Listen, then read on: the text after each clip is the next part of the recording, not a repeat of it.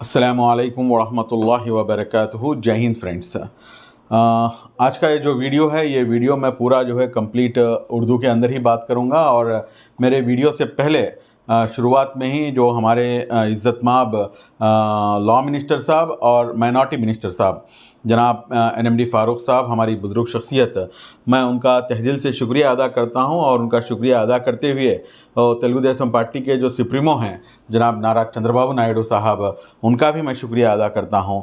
ये क्या बात है साहब, आप क्यों शुक्रिया अदा करें? यस, शुक्रिया अदा करना ज़रूरी है। जब कोई बंदा अगर हमारे ऊपर राई के दाने के बराबर का भी अगर कोई एहसान करता है तो एहसान का बदला पलटा कर उसको एहसान से ही दिया जा सकता है। मैं तो यहाँ पर कोई एहसान उनके ऊपर कर नहीं रहा हूँ, लेकिन एटलीस्ट शुक्रिया अदा करना ये मेरी मिनिमम रिस्पॉन्सिबिलिटी है। क्यों इस मामले में किस मामले में मैं शुक्रिया अदा करना चाहता हूँ, शायद अभी तक आप लोगों को समझ में आ गया होगा। ये जो वक्फ़ क़ानूनी तरमीमी बिल जो लेकर आया है पार्लियामेंट के अंदर, जो सेंट्रल गवर्नमेंट की तरफ से, खैर इसके अंदर तो मैं यहाँ पर वजाहत के तौर पे मैं एक बात कह देता हूँ कि भाई आंध्र प्रदेश में कोई पार्टी भी ऐसी नहीं है जो बीजेपी के साथ ना मिली हो। हम पहले भी इलेक्शन से पहले भी वो बात कहे हैं, अब भी वो बात कह रहे हैं, उसमें कोई दो राय नहीं है। यहाँ तो ऑफिशियल अलायंस मौजूद है। अलायंस में रहने के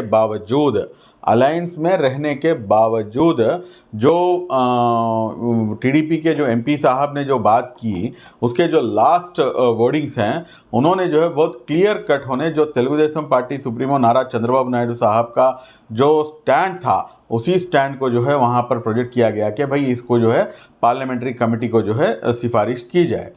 साहब, एक अलायंस में होने के बावजूद भी जो है ये बात करना, ये अपने आप में जो है एक बड़ी बात है। आपका अलायंस नहीं था, वाईसीपी जब हुकूमत में थी तो आप लोगों का अलायंस नहीं था। अलायंस में ना होने के बावजूद आप हर बिल को जो है आप सपोर्ट करें। मैं ये नहीं कहूँगा कि भाई इन्होंने सपोर्ट कहाँ करे, सपोर्ट करने के लिए तो वो कहीं पर भी जो है उसको उसके ऊपर वोटिंग नहीं हुई, या नहीं है तो जो है वो बिल जो है पास नहीं हुआ, कुछ नहीं हुआ।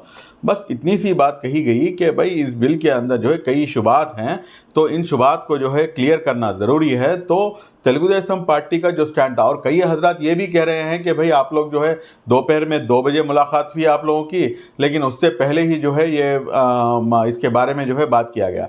लेकिन आप लोगों को इस बात की वजाहत नहीं है कि 7 अगस्त के दिन जो है यहाँ पर कैबिनेट मीटिंग हुई थी और 8 अगस्त के दिन जो है पॉलिट ब्यूरो हुआ था। तो 7 अगस्त के दिन सुबह में जो मेरा रिप्रेजेंटेशन, जो मैंने इज़्ज़तमाब हमारे मिनिस्टर साहब जनाब फ़ारूक साहब को जो मैंने रिप्रेजेंटेशन दिया था, वही रिप्रेजेंटेशन जो है सीएम साहब के पास गया।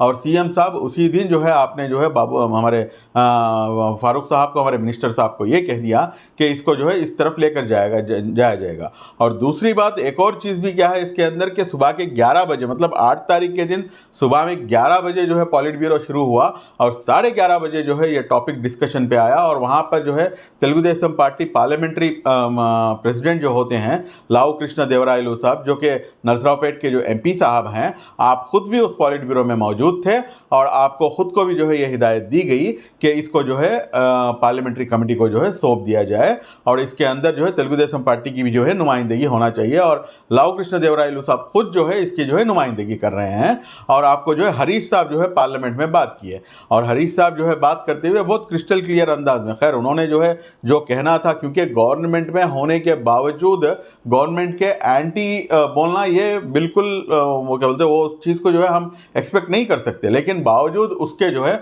हमारे जो अगराज व मकासिद हैं, जो हमारे वक्फ बोर्ड को लेकर जो भी हमारे दिल के अंदर जो शुबात हैं, उन चीज़ों को लेकर जो है उसको पार्लियामेंट्री बोर्ड को जो है भेजना चाहिए, बोल के पार्लियामेंट में खड़े होकर गवर्नमेंट पे रहकर जो है वो बात जो है बोलना, ये अपने आप में जो है एक बहुत बड़ी बात है। इस बात को जो है गौर करना बेइंतहा ज़रूरी है। अब रही दूसरी बात, और कई लोग जो है आज साक्षी मीडिया में भी जो है आया है कि भाई मुस्लिम लपई मी वही खरेमटी, मुसलमानों के ऊपर आपका किस तरीके का जो है रवैया है। सीएम चंद्रबाबू निलदीस्तुन्ना मुस्लिम पेद्दलु, कौन है साहब ये मुस्लिम पेद्दलु? कौन है मुस्लिम बड़े?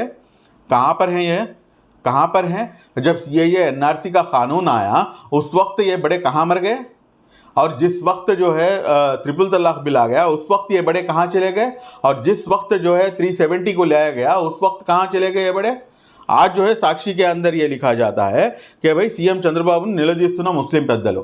जहाँ तक मैं जानता हूँ, मेरे को रिपोर्ट है, वो रिपोर्ट जो है बिल्कुल बिलमुशाफा एकदम डायरेक्ट मैं अल्हम्दुलिल्लाह all India Muslim personal law board से, और उसी तरीके के साथ जो हैदराबाद में रहने वाले जो सोशल एक्टिविस्ट हैं, और उसी तरीके से बिहार के और झारखंड के, और यहाँ तक के जो है आपका हमारे जम्मू एंड कश्मीर के भी जो है जो एक्टिविस्ट हैं, ये सब के सब जो है हमारे राब्ते में हैं, और सब के सब ने जो है ये बात जो है बड़ी डंके की चोट के साथ कही। आज ये पार्लियामेंट्री कमेटी को जो सिफारिश की गई, मतलब उसको पार्लियामेंट्री कमेटी इसको जो अपॉइंट की गई और इसका जो सहरा जाता है, तो सिर्फ और सिर्फ आंध्र प्रदेश चीफ मिनिस्टर जनाब श्री नारा चंद्रबाबू नायडू साहब को जाता है। ये बात बोलने में जर्रा बराबर भी जो है उसके अंदर शक व शुबा रखने की, हाँ ये बात जरूर है कि खुल के जो है मुखालिफ नहीं की जा सकती, क्योंकि उनके स्टेट के जो है अपने अगराज व मकासिद हैं।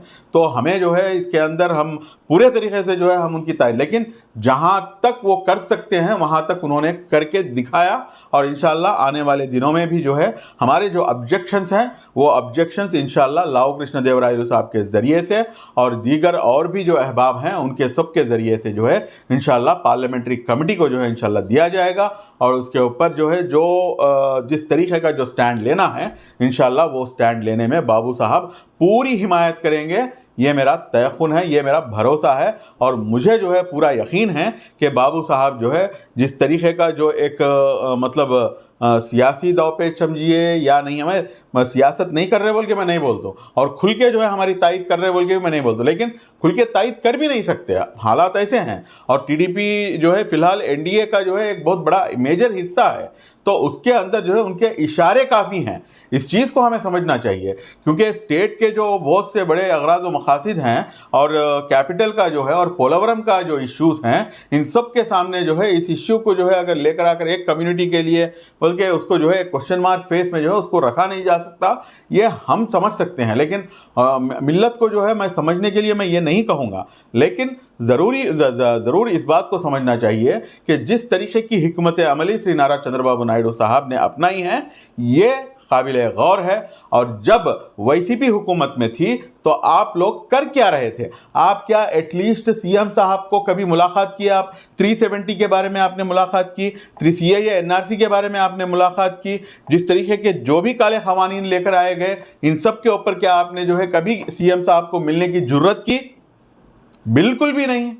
अरे मैं तो पार्टी का मेंबर नहीं हूं, मेरे को तेलुगु देशम पार्टी की प्राइमरी मेंबरशिप तक नहीं है, तो आप लोग जो है जिस तरीके के साथ जो आपके पार्टी के लोग हैं वो लोग खुद नहीं मिल सके। यहाँ पर तो हम हमारे पार्टी के जो सीनियर लीडर हैं जनाब TD जनार्दन साहब, उसके बाद हमारे खुद माइनॉरिटी मिनिस्टर साहब इज्जत माब NMD फारूक साहब, और उसी तरीके के साथ जो है पार्टी के जो अहम लोग हैं सीनियर्स हैं उन लोगों के साथ मिलके जो है हम लोग एक्टिविस्ट भी जो है जाकर मुलाकात कर सके। आज एटलीस्ट हमारा जो दुखड़ा है वो दुखड़ा हम सीएम साहब को सुना सके। क्या आपके ज़माने में आपके रिजीम में ये काम कर सके? आप अपने दिलों के ऊपर हाथ रखकर जो है सोचें। बराए मेहरबानी जो है उम्मत को गुमराह करने की कोशिश हरगिज़ भी ना करें। मैं ये दावा नहीं करूंगा कि भाई आपने जो है तेलुगु देशम पार्टी कंप्लीट मुखालिफ है, मैं बिल्कुल ये दावा नहीं करूंगा, लेकिन मैं 100% ये दावा कर सकता हूं कि जिस तरीके की हिकमत अमली के ज़रिए से आज ये पार्लियामेंट्री कमेटी को जो सौंपा गया है इसका सेहरा सिर्फ और सिर्फ नारा चंद्रबाबू नायडू साहब को जाता है। जज़ाकल्लाह। अस्सलामु अलैकुम व रहमतुल्लाहि व बरकातहू।